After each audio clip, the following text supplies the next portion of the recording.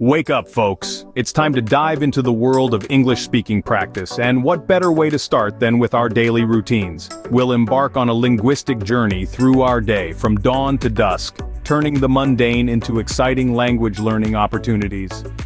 Mastering the English language starts with your daily routines, the things you do without even thinking.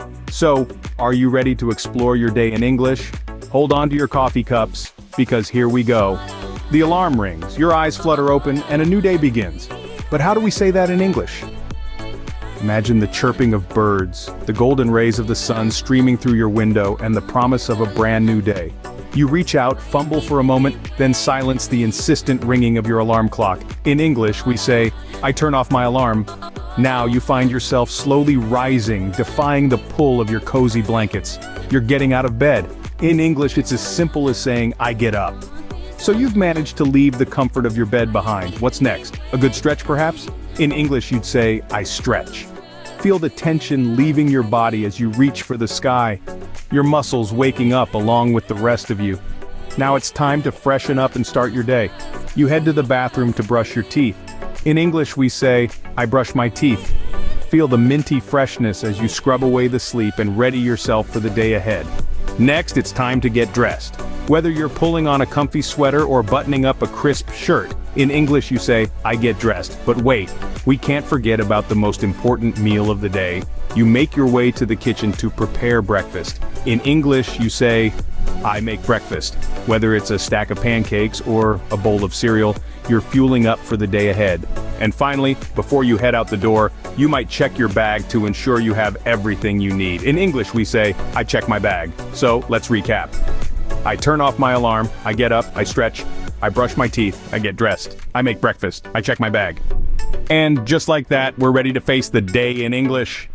Breakfast, the most important meal of the day. But in English, it's more than just a meal. Breakfast in the English language is a veritable treasure trove of new words and phrases. From the moment we set foot in the kitchen, we're surrounded by opportunities to expand our vocabulary. Picture this. You're cracking open eggs for an omelet, perhaps? That's right, crack is the term we use when breaking open an egg. And the pan you're using to cook? That's a frying pan. As we sit down to eat, we're not just filling our bellies, we're also filling our minds. We sip our coffee or gulp down our orange juice. We chew on our toast and nibble on our fruit. Each action, each item on our plate comes with its own English term. And let's not forget the cutlery. That's the collective term for the forks, knives, and spoons we use to eat. Now, breakfast isn't always a solitary affair. Sometimes we share this meal in our conversations with others. We pass the butter, ask for the jam, and offer to pour the tea.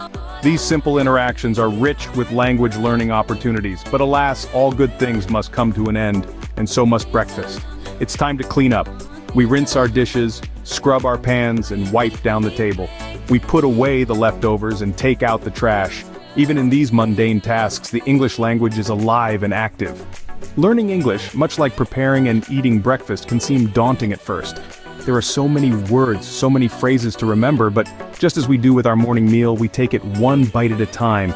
We learn, we practice, and slowly but surely, we become more comfortable, more confident. With our bellies full and our English vocabulary expanded, we're ready to tackle the day. Now, whether you're off to school, work, or a day of fun, your daily routine continues. We all have different ways to fill our day, and the English language has a bounty of phrases and vocabulary to describe these activities. So let's dive in. Let's start with that morning commute. Whether you're a student catching the school bus, a professional hopping on a train, or a retiree taking a leisurely stroll, you're on the move. This phrase is a casual way to say you're going somewhere. For instance, you might say, "I'm on the move to the office," or "I'm on the move to my morning yoga class." Now, once you reach your destination, you're likely to get down to business, which means to start working or focusing on a task.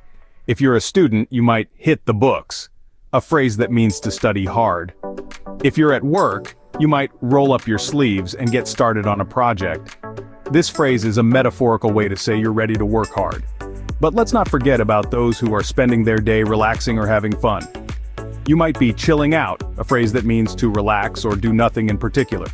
If you're out and about, you might say you're out on the town, which means you're enjoying yourself outside of your home. Of course, no matter what you're doing, you're likely to take a break at some point.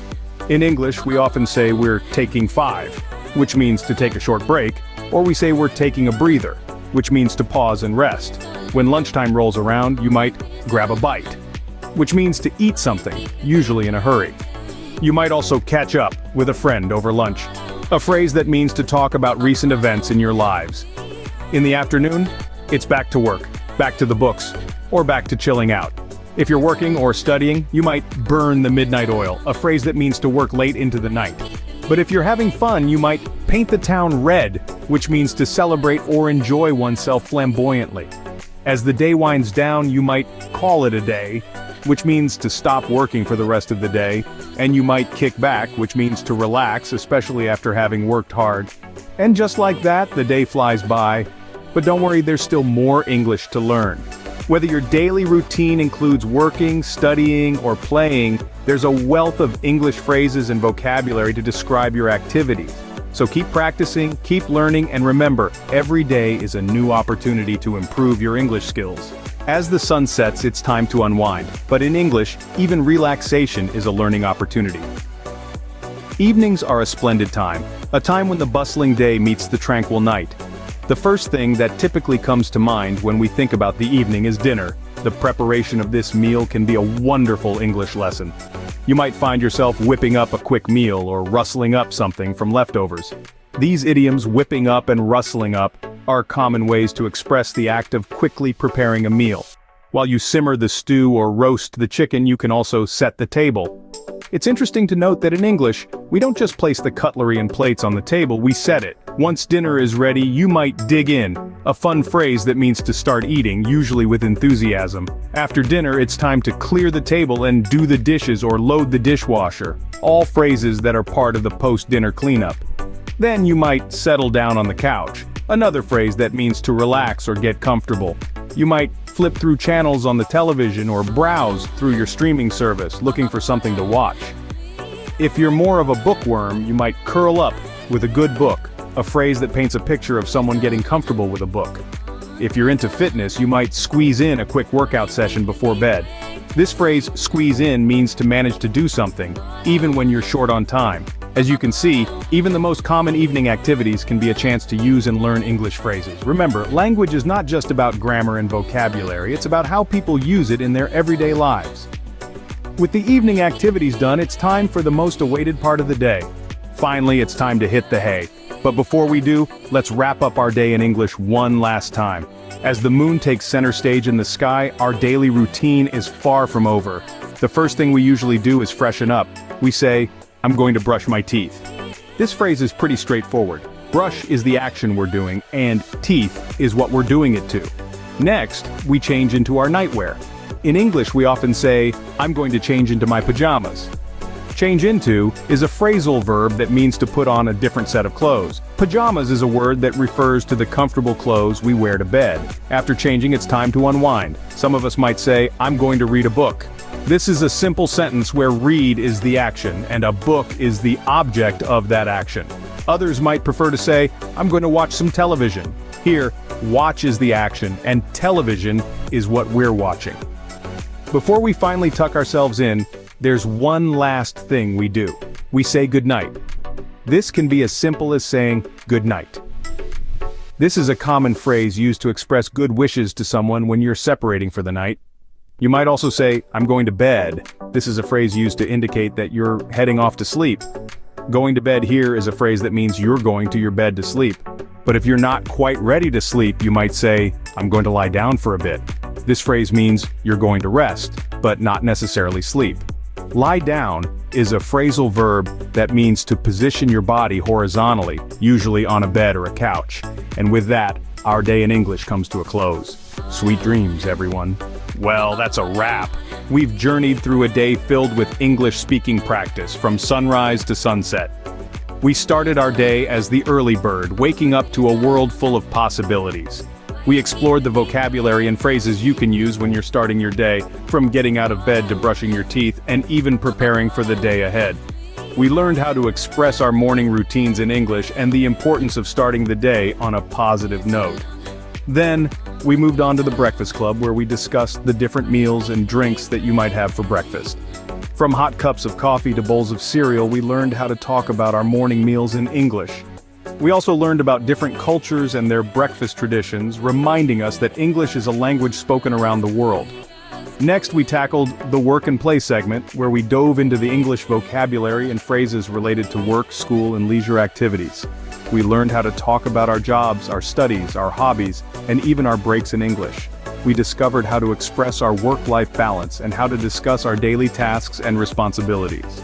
After a long day, we unwinded in the evening segment. We discussed the different ways you can relax and recharge in the evening, from watching television to reading a book. We learned how to talk about our evening routines in English and how to express our feelings and thoughts at the end of the day. And finally, we said goodnight to the moon. We learned how to talk about our bedtime routines in English, from changing into our pajamas to brushing our teeth and going to bed. We also learned how to express our hopes and dreams for the next day. Throughout this journey, we've emphasized the importance of practicing English daily. Learning a language is like building a muscle. The more you use it, the stronger it gets. By incorporating English into your daily routines, you can improve your language skills and become more comfortable and confident in your English speaking abilities. Remember, practice makes perfect. Don't be afraid to make mistakes. They're part of the learning process. The most important thing is to keep trying, to keep speaking, and to keep learning. Every day is a new opportunity to improve and to express yourself in English. So, let's continue this English-speaking adventure together. Let's wake up every day ready to learn, ready to speak, and ready to shine. And let's make English not just a language we're learning, but a language we're living. Thank you for joining us on this English-speaking adventure. Remember to like, subscribe, and keep practicing. Until next time, keep speaking and keep shining.